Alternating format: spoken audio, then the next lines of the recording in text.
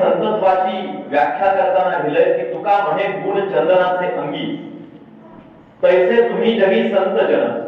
आज डॉक्टर बाबासाहेब आंबेडकर मराठवाडा विद्यापीठ छत्रपती संभाजीनगरच्या संचलित श्री बंकट स्वामी महाविद्यालय बीडच्या संयुक्त विद्यमाने आयोजित या राष्ट्रीय सेवा योजना विभागाच्या पर्यावरण व जलसंवर्धनासाठी युवा विशेष युवक युवती शिबिर 2023-24 श्री क्षेत्र संस्थान कपिलधारच्या या संदर्भात पुढील झालेल्या भूमीत संपन्न होत असताना या कार्यक्रमाची सुरुवात ज्यांच्या कंठस्थ जणू अध्यात्माचं सर्व सार सामावलेलं अशा स्वरूपात ज्यांच्या कर्तृत्वाचा उल्लेख करावा लागेल ते या परिसराचं, या मातीचं, या जिल्ह्याचं भूषण श्री संत बंकट स्वामी महाराजांच्या चरणी मी सर्वप्रथम विनम्र भावनेनं प्रणिपात आणि वंदन या कार्यक्रमाच्या निमित्तानं करणं या ठिकाणी उचित समजतो. या शिबिराचं उद्घाटन या ठिकाणी संपन्न होत असताना व्यासपीठावरती उपस्थित असलेले संस्थेचे सचिव माननीय श्री आर्य भोसले सर, महाविद्यालयाचे प्राचार्य अत्यंत उत्तम अभ्यासक आदरणीय श्री डॉक्टर विवेकजी विरगणे सर, त्याचबरोबर उपप्राचार्य शिवाजी मोरे सर, राष्ट्रीय सेवा योजनेचे जिल्ह्याचे समन्वयक आणि आमच्या ग्रीन क्लब ही नव्यानं शासनाने नियुक्त केलेली संकल्पना आहे त्या संकल्पनेचे सुद्धा जिल्ह्याचे समन्वयक आदरणीय डॉक्टर अरुणजी दैतकार सर, उपप्राचार्य प्रवीणाजी मेघडे सर, मंचावरती असलेली सगळी मंडळी, एनएसएसचे आपल्या महाविद्यालयाचे समन्वयक आणि उपस्थित असलेले तुम्ही सर्व विद्यार्थी मित्र मैत्रिणी व बंधू आणि भगिनी, आज दैतकर सरांच्या माध्यमातून एनएसएसच्या तुमच्या या शिबिराचं प्रारंभ आणि उद्घाटन या ठिकाणी संपन्न होत असताना आपल्या सर्वांच्या समोर प्रश्न हा उपस्थित झाला असेल की सरांनी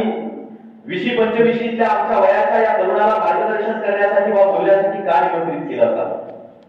सगळी एवढी वैचारिक विद्वान वयाने ज्येष्ठ असलेली मंडळी असताना कमी वयाचा मुलगा इथं कशासाठी बोलावला असावा. पण त्याचं कारण कदाचित असं असावं, स्वामी विवेकानंद असं म्हणायचे की तुम्ही तुमच्या देशातल्या युवकांच्या उठावाचं गीत मला सांगा, तुमच्या देशाचं गीत मी तुम्हाला सांगेन. या युगाचं कर्णधार पद हे तरुणाईच्या खांद्यावरती आहे आणि त्या जाणीवेतून कदाचित या युगाची धुरा आपल्या खांद्यावरती आहे आणि ती धुरा आपण आपल्या समाजातून निर्माण करणं अपेक्षित या जाणीवेतून त्यांनी या ठिकाणी मला पाचारण केलं असावं. हा त्यांचा साफ सरळ आणि निरपेक्ष उद्देश या कार्यक्रमाचा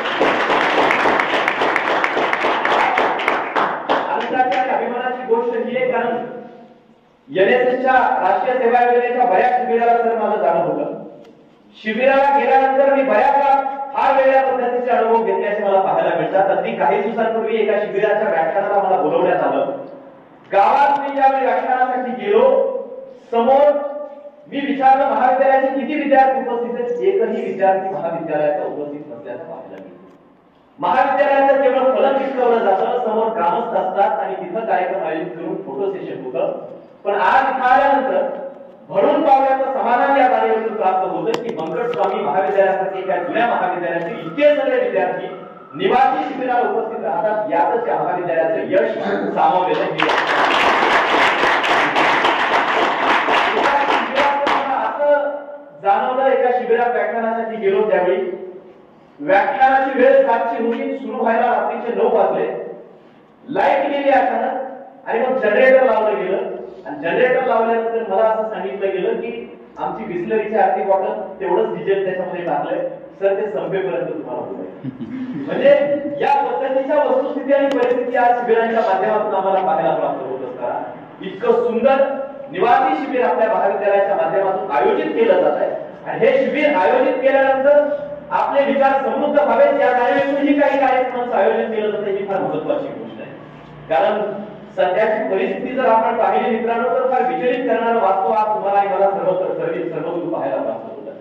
मी शहरोशहरी गावोगावी व्याख्यानासाठी जात असतो. एके दिवशी नागपूरला माझं व्याख्यान होतं आणि नागपूरला व्याख्यानाला कसं जायचं हा माझ्यासमोर प्रश्न होता. मग मी संभाजीनगरच्या रेल्वे स्थानकावरती गेलो, तिकीट बुक करायच्या रांगेत उभा राहिलो.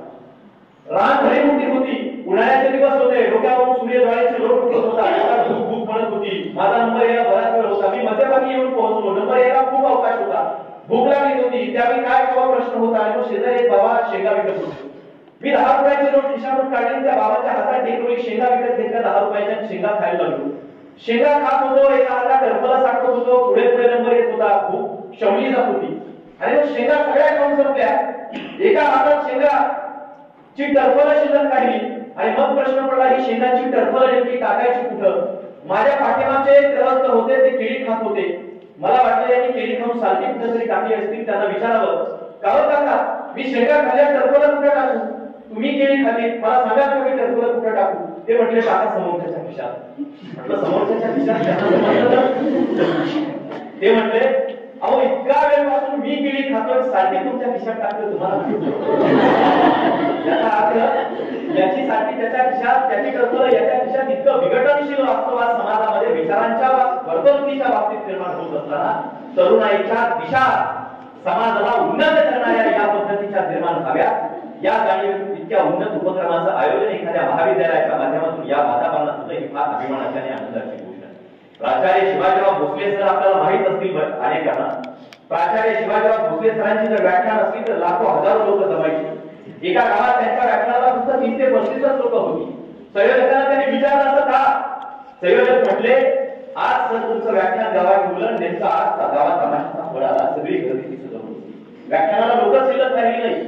म्हणजे प्राचार्य शिवाजीराव भोसले सर त्यावेळी म्हणाले होते की या मातीचं वैचारिक दृष्ट्या इतकं अधपतन होत आहे की लोकांना महापुरुषांच्या चरित्रापेक्षा टीव्हीवरच्या मनोरंजनाचे कार्यक्रम जास्त महत्वाचे वाटतात. आज लोकांना महापुरुषांच्या विचारांपेक्षा या पिढीच्या तरुणाईला कुठल्या तरी राजकारण जास्त महत्वाचं वाटतं. त्यांनी एक वाक्य उद्गारलं होतं, लक्षपूर्वक ऐका.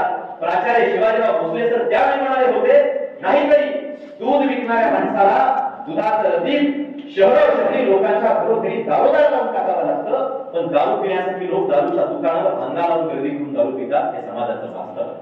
या वास्तवाच्या काळामध्ये आज समृद्ध करणार, माणुसकी म्हणून माणसाला उभं करणार, राष्ट्राप्रती आपलं उत्तरदायित्व निर्माण करणार विचारांची आवश्यकता आहे. आणि ही विचारांची आवश्यकता, ही विचारांची विकट, ही विचारांची गरज याच महाविद्यालयीन वयामध्ये अशा एनएसएस सारख्या शिबिरांच्या माध्यमातून भागवली जाऊ शकते. यात तीळ मात्र ही शंका नाही, असं मला या ठिकाणी आवर्जून वाटायचं. हे सगळं तरुणांशी संबंधित आहे. आपण म्हणतो तरुणाईच्या दिशा बदलताय, तरुण भरकटताय, तरुणांच्या वाटा सुटताय असं सातत्यानं म्हटलं जातं. तरुण भरकटतो, तरुणाईच्या वाटा सुटतात, याचा अर्थ नेमकं काय होत आहे? आज आपण जर पाहिलं गावात शिकणारी पोरं जिल्हा परिषदेच्या शाळेतून शहरातल्या बीड सारख्या एखाद्या ठिकाणी विद्यालयात येतात. विद्यालयातून पुणे मुंबई सारख्या शहरात महाविद्यालयात जाता जाता या पिढीची आपली पावलं विद्यालयातून महाविद्यालयात जाता जाता मध्यालयात कधी जातात ते आमचं आम्हाला कळत नाही. ही विघटनशीलता तुमच्या आणि आमच्या निर्माण होते आहे. याची कारणं बरीच आहे. समाजामध्ये मी नेहमी सांगत असतो, दोन घटक असतात. एक असतं प्रेस, तत्वज्ञानाच्या भाषेत सांगायचं झालं तर, आणि एक असतं श्रेयस. एखादी गोष्ट, कडुलिंबाचा पाला आम्हाला आवडत नाही त्याचा रस, पण शरीराला हितकारक आहे, त्याला श्रेयस असं म्हणतात. चहा आम्हाला आवडतो पण शरीराला चांगला नाही, त्याला प्रेयस असं म्हणतात. आज आम्ही आमच्या तात्पुरत्या समाधानापायी, तात्पुरत्या आनंदापायी, तात्पुरत्या सुखापायी आम्ही श्रेयसाकडून प्रेयसाकडे जातो आहोत. म्हणून आजच्या पिढीचं विघटन, आजच्या पिढीच्या दिशा, आजच्या पिढीच्या वाटा चुकत असल्याच्या तुम्हाला आणि मला त्या ठिकाणी पाहायला मिळतात. हे वास्तव आज आपल्याला खऱ्या अर्थानं समजून घ्यावं लागेल. आज इथं येत असताना दैतकर सर मला म्हटले की आवर्जून तरुणाई आव्हाने काय, तरुणाई समोर जबाबदाऱ्या काय असल्या पाहिजेत या अनुषंगाने बोललं पाहिजे. आज मी आवर्जून सांगेन, येणारा प्रत्येक वक्ता म्हणत असेल, आजच्या पिढीच्या अभ्यासाच्या विचारांच्या वाटा अडवण्यामधला जर सर्वात मोठा अडथळा काय असेल तर ही गोष्ट आहे. आजच्या पिढीच्या वाटा अडवण्याचा सर्वात मोठा अडथळा जर काय असेल तर तंत्रज्ञानाचा चुकीचा वापर आहे. एकाला कुणीतरी असं म्हटलंय की तंत्रज्ञानामध्ये श्रीमंत होऊन निघतात पण गरीब मात्र बुडून मरतात. आज तुम्ही आणि मी तंत्रज्ञानामध्ये बुडून का पडतो आहोत? कारण त्याचा अतिरेकी वापर आपल्या माध्यमातून मोबाईल सारख्या वस्तूचा होत असल्याचं आपल्याला पाहायला मिळतो. तथागत सिद्धार्थ गौतम बुद्धांना एकाने विचारलं, तथागत विष कशाला म्हणतात, विष म्हणजे काय? त्यावेळी तथागत सिद्धार्थ गौतम बुद्ध म्हणाले, एखादी गोष्ट कितीही चांगली असली पण तिचा वापर जर प्रमाणापेक्षा अधिक व्हायला लागला, म्हणजे ऊस गोड आहे आणि मुळासकट जर खायला सुरुवात केली तर तिचं विषात रूपांतर होतं. आज मोबाईल तंत्रज्ञान हिताचं आहे, आम्हाला समृद्ध करणारा सुद्धा असू शकेल, परंतु प्रमाणापेक्षा फार अधिक पटीने त्याचा होत असलेला वापर आज माणसाला कुठेतरी एका चुकीच्या मार्गाला तुम्हाला मला घेऊन जात असल्याचं पाहायला त्या ठिकाणी मिळतं. आचार्य विनोबा भावेंनी सांगितलं होतं की भावना ही माणसाच्या जगण्याच्या अभिरुची आहे, पण या मोबाईल पायी तुमच्या आणि माझ्या ओठावरचं बोलणं आमच्या बोटावरती आलंय. आणि बोटाच्या एका क्लिकनं तुम्ही आणि आम्ही आज व्यक्त होत असल्याचे पाहायला मिळत आहे. चुली शेजारी भाकरी भाजताना आमच्या आईच्या हाताला जर चटका बसला तर आईच्या डोळ्यात दचकन पाणी येतं, पण आमच्या आज शेजारी बसलेल्या लेकराला काहीच वाटत नाही ते पाहून. आणि फेसबुकवर इंस्टाग्रामवर एखादा फोटो अपलोड करू द्या, बरं त्याला कमी लाईक्स मिळू द्या, लगेच अंगाचा पारा वाढायला लागतो, लगेच अस्वस्थता वाढायला लागते. एखाद्या कंपनीनं 1.5 GB चा डेटा फ्री दिला आणि तो लवकर संपला नाही, रात्री झोपताना संपला नाही, पण अस्वस्थ होऊन झोपणारी पिढी आरामाने तुम्हाला पाहायला मिळते आहे. हे वास्तव नेमकं का होतंय याचा विचार कधीतरी तुम्ही आणि मी आज करणं सगळ्यात जास्त गरजेचं आहे. आम्हाला नेमून दिलेली कामं, आमच्या वयामध्ये आम्हाला अपेक्षित असलेली कामं करण्यापेक्षा अतिरिक्त नको त्या गोष्टींकडे आमचा जो कल जातोय, तर आम्हाला कुठेतरी मारून आणि हाणून पाडणं सगळ्यात जास्त गरजेचं आहे. ही वस्तू चांगली आहे, मोबाईलच्या माध्यमातून चांगले बऱ्यापैकी घडू शकतं, पण किती वास्तववादी अत्यंत विचलित करणाऱ्या घटना समाजामध्ये या माध्यमातून घडतात. मी 2 ते 3 घटना तुम्हाला तुमच्या लक्षात येईल. जर पिंपरी चिंचवड नावाचं शहर आहे, त्या पिंपरी चिंचवड नावाच्या शहरातलं एक 9 वर्षाचं लेकरू आई वडील हातात मोबाईल द्यायचे, पोरगं रडरड करायचं, त्रास द्यायचं, आई वडील आले की खेळायला मोबाईल हातामध्ये द्यायचं, ते पोरगं दिवसभर मोबाईल बघायचं, मानसिकदृष्ट्या इतकं विकलांग झालं. एके दिवशी हाऊ टू सुसाईड, आत्महत्या कशी करतात हा व्हिडिओ त्यानं पाहिला. स्वतःच्या टेलिव्हिजनला तो व्हिडिओ पाहून घरातल्या खिडकीच्या गदाला दरपासून आत्महत्या फाशी दिली. त्याला वाटलं ते टेलिव्हिजन गेलं दाखवलं आणि मग त्या अस्वस्थतेतून त्या 9 वर्षाच्या बालकानं पाहिलेल्या त्या व्हिडिओच्या आधारे स्वतःच्या गळ्याला दरपास लावून त्या खिडकीच्या गदाला फाशी देऊन आत्महत्या केली. हे वास्तव आहे, ही सत्य कथा आहे. या महाराष्ट्राच्या मातीमध्ये अमृतातेही मैदान इतके ऐसी अक्षरे रसिक मिळवेल असं म्हणत ज्ञानोबा माऊलींनी संस्कृतातलं ज्ञान प्राकृतात आणून ज्ञानाचं भंडार आमच्यासाठी खुलं केलं. त्या माऊलीत ज्ञानोबांच्या आळतीमधलं 16 वर्षाचं 10वीला 90% गुण असलेलं एक पोरगं मोबाईल मध्ये प्रचंड गुरफटलं, वडील एके दिवशी रागावले म्हणून फक्त त्या पोराला मोबाईल मध्ये गळफास आत्महत्या केली.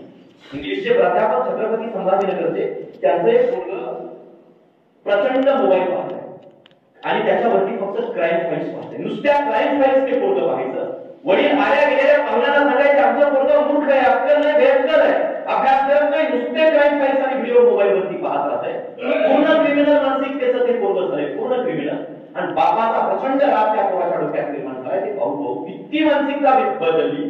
त्या पोरानं व्यायाम करायचे डंबेल्स असतात ना, व्यायाम करायचे डंबेल्स, त्या डंबेल्सनं बापाच्या डोक्यावरती वार केला आणि डोकी फुटेपर्यंत बापाला मारलं. बाप केलाय केल्यानं भाजी कापायची सुरी आणून बापावरती वार केलेल्या सत्य कथा. हे वास्तव आहे, त्या घडलेल्या घटना आम्हाला तुम्हाला पाहायला मिळत आहे. इतक्या विघटनशील पद्धतीने आम्ही तुम्ही जातो. मध्ये पबजी नावाचा एक गेम आला होता. सगळ्यांना माहिती आहे, हसतात पबजी म्हटल्यावर. तर त्या पबजी पायी सोलापूर वरून टेंभुर्णी पर्यंत एक पोरगं पबजी खेळत खेळत चालत चालत त्याला कळलं नाही सोलापूर ते टेंभुर्णी.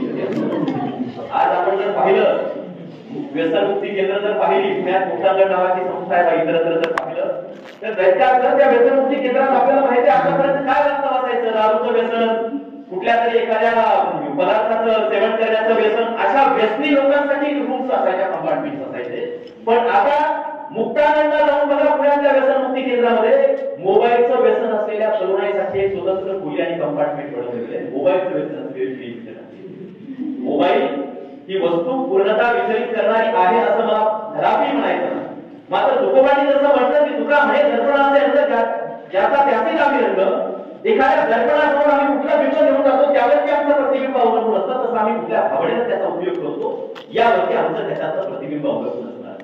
मी जिथं जातो तिथं आवर्जून माझ्या डोक्यासारख्या माझ्या मित्र मैत्रिणींना आवर्जून सांगत असतो की तुम्ही तुमचे ते फेसबुक वरचे लाईक्स वाढवण्यापेक्षा स्वतःची लायकी वाढवण्यावर जास्त तुम्ही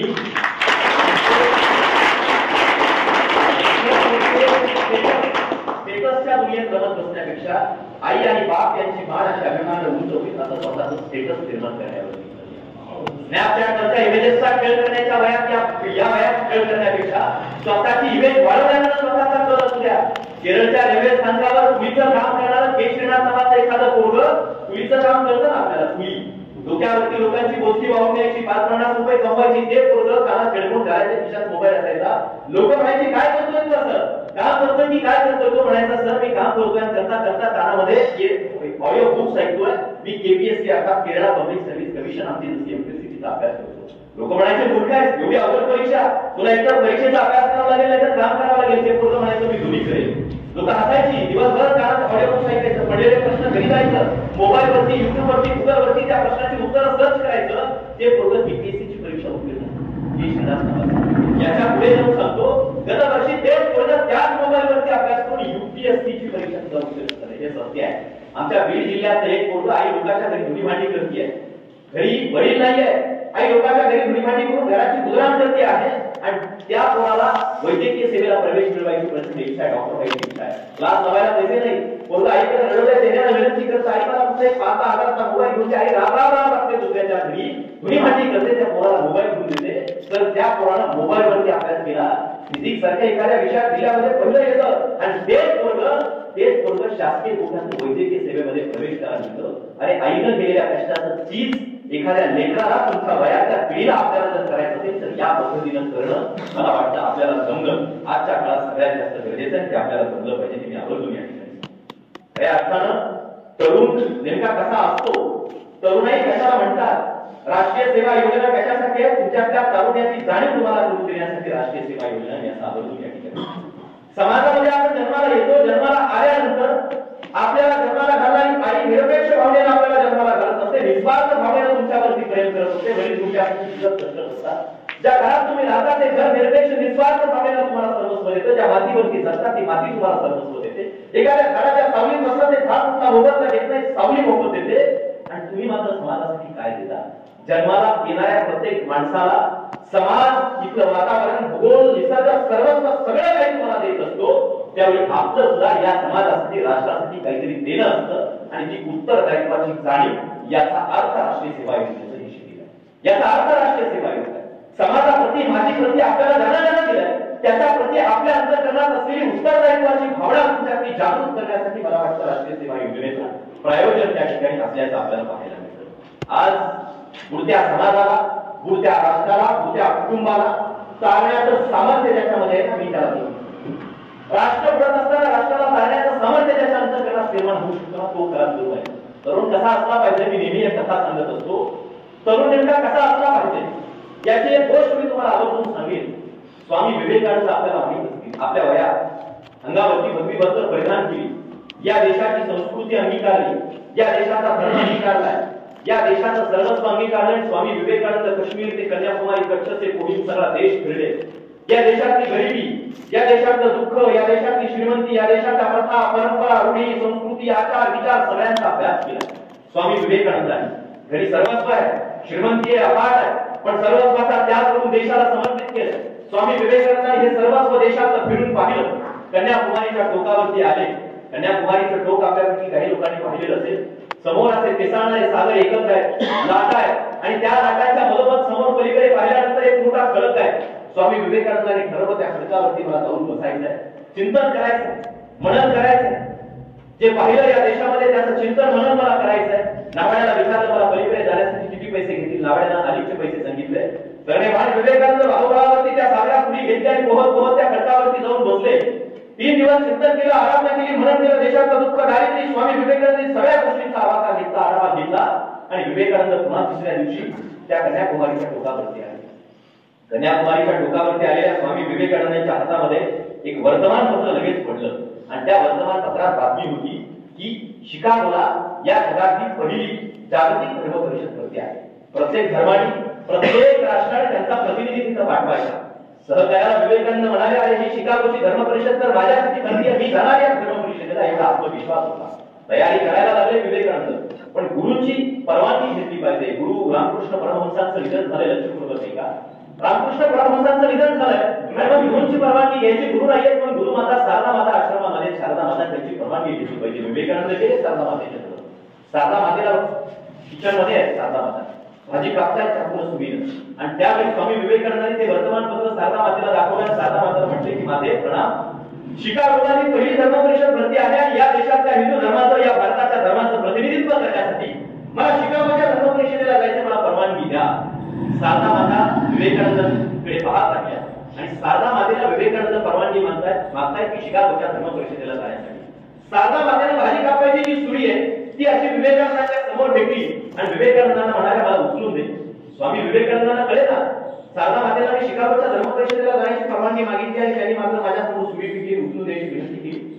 शारदा मातेला विवेकानंदांनी सुरी हातामध्ये उचलून दिली आणि त्यावेळी शारदा मातेला विवेकानंद म्हणाले की माते मी इतका वेळपासून प्रश्न केला, उत्तर दिलं नाही आणि आता मला म्हणतात की मी सुरी हातात उचलून दिली, मला सुरी उचलून द्यायला लागली आणि सुरी हातात उचलून दिल्याबरोबर शारदा माता म्हणाले की बाळा नरेंद्र म्हणजे स्वामी विवेकानंदांना की तू शिकागोच्या धर्म परिषदेमध्ये भारताचा या देशाचा या धर्माचा प्रतिनिधी म्हणून आपली मतं मांडण्यासाठी आता जाऊ शकतोस असं का केलं सुरी उचलली आणि मत का सांगितलं अगोदर का सांगितलं नाही त्यावेळी साधा माता म्हणाल्या बाळा तू मला प्रश्न केला की भारतीय धर्माचा प्रतिनिधी म्हणून मी शिकागोच्या धर्म परिषदेत माझी मतं मांडायला जाऊ शकतो का प्रतिनिधित्व करायला जाऊ शकतो का त्यावेळी मी तुझ्यासमोर सुरी फेकली आणि ती सुरी तू उचललीस आणि माझ्या हातामध्ये आणून दिलीस ती सुरी माझ्या हातामध्ये आणून देत असताना नरेंद्र त्या सुरीची धार तुझ्या पोटाकडे होती आणि त्या सुरीची मूठ माझ्या पोटाकडे होती बाळा जगाच्या दुःखाची धार स्वतःच्या पोटामध्ये घेण्याचं सामर्थ्य तुझ्या अंतःकरणात निर्माण झालंय हेच आमची संस्कृती हेच आमचा धर्म सांगतो आता तू भारताचा हिंदू धर्माचा प्रतिनिधी म्हणून